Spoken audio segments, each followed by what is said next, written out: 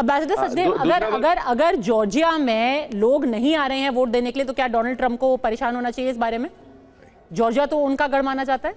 जी, मेरे ख्याल से उनके लिए ये चिंता का कारण हो सकता है। ठीक है। और ये भी है कि वहाँ मेरे ख्याल से पहले ही इतने वोट पड़ चुके हैं, आधे से ज़्यादा लोग वोट दे चुके हैं, और जिन्होंने वोट दिए हैं वो ज़्यादा कमिटेड होते हैं अपने कैंडिडेट को लेकर के। ठीक है। और इस तरह से अगर जाएं तो मेरे ख्याल से डोनाल्ड ट्रंप के लिए एक अच्छी खबर होगी कि ज़्यादा लोगों ने पहले ही एडवांस वोटिंग ही उनके समर्थकों ने कर दी है। अमेरिकी राष्ट्रपति चुनावों से पहले सुरक्षा, हम आपको लगातार बता रहे हैं कि बिल्कुल चौक चौबंद है।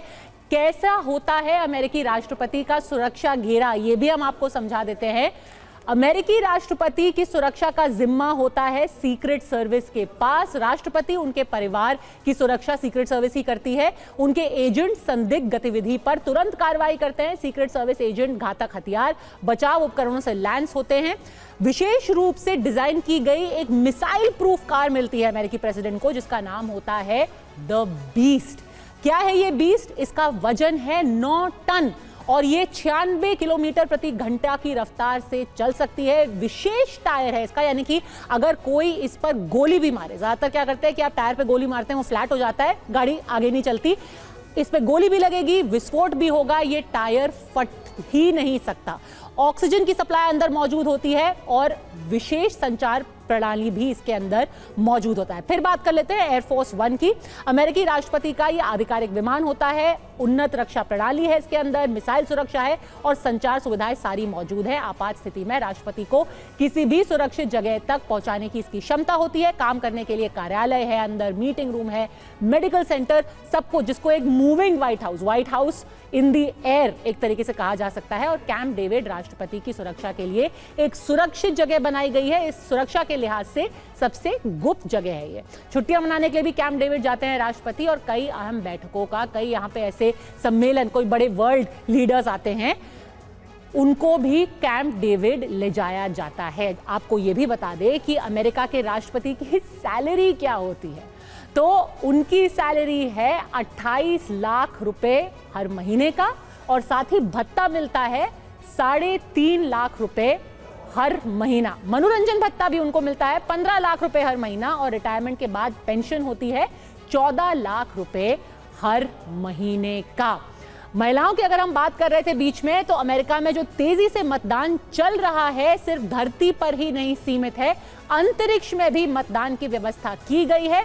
भारतीय मूल की अंतरिक्ष यात्री सुनीता विलियम्स ने अंतरिक्ष से ही वोट डालेंगी। वो नासा ने वोट डालने के लिए अंतरिक्ष में उनके लिए विशेष व्यवस्था कर रखी है। सुनीता विलियम्स और उनके सहयात्री बुच विलियम्स अंतरिक्ष से वोट डालेंगे।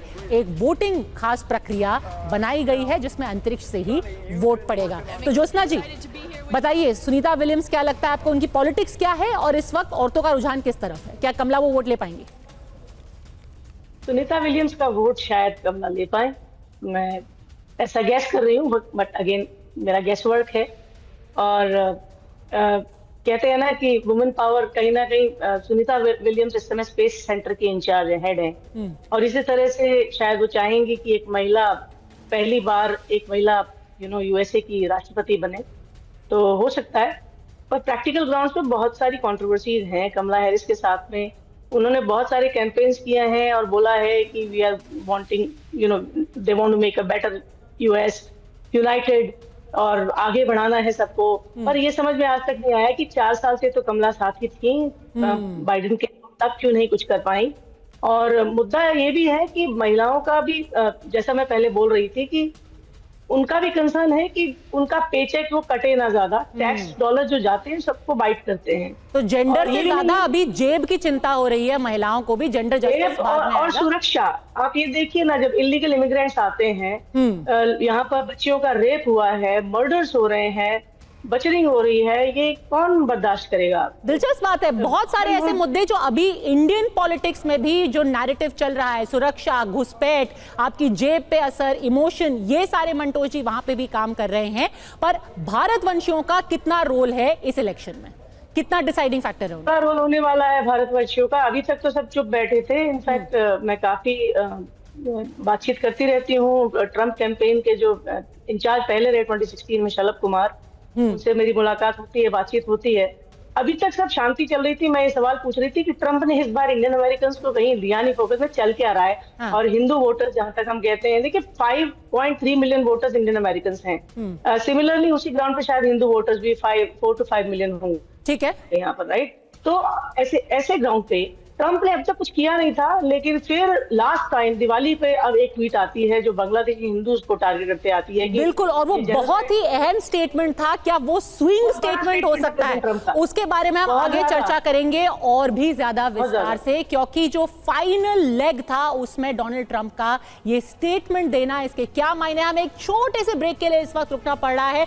आप कहीं मत जाइए, क्योंकि हमारी लगातार कवरेज TV9 भारतवर्ष पर जारी है। मैडम बनाम मिस्टर प्रेसिडेंट।